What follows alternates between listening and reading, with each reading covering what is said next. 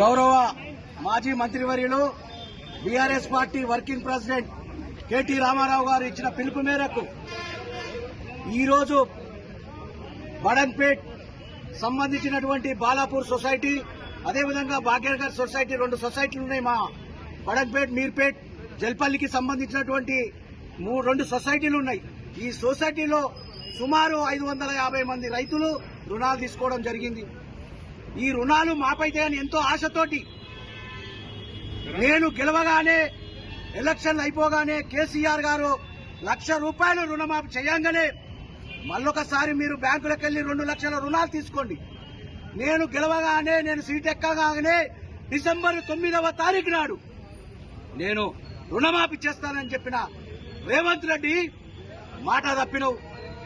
మరొకసారి మాట తప్పి మరొకసారి 15 ఆగస్టు లోపల ఉన్న రైతులకు అందరికీ ₹2 లక్షల రుణమాఫీ చేస్తానని చెప్పినావు. మళ్లీ చెప్పి ప్రతి ఒక్క దేవుని మీద ఒట్టేసినావు. ఏ దేవుని వదలకుండా దేవుల సాక్షిగా ప్రతి ఒక్క రైతుకు 2 లక్షల రుణమాఫీ చేస్తానని మాటిచ్చిన రేవంత్ రెడ్డి ఒకటే అడుగుతా ఉన్న సూటి ప్రశ్న.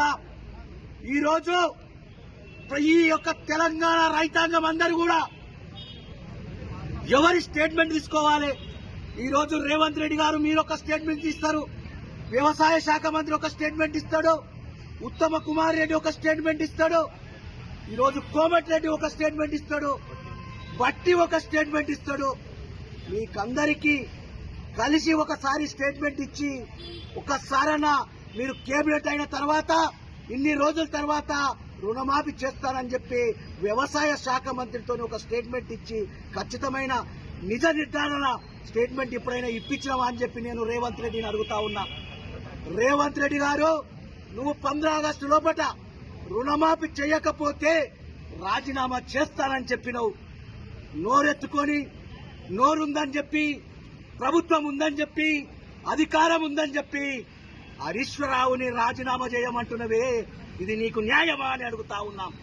నిజంగా కూడా ఈరోజు 6 గ్యారెంటీలు అమలు చేసి 2 లక్షల రుణాన్ని మాఫీ చేసినట్టయితే ఇవాళ మా మాజీ మంత్రివర్యులు హరీష్ రావు గారు రాజీనామా చేస్తానని చెప్పిండు.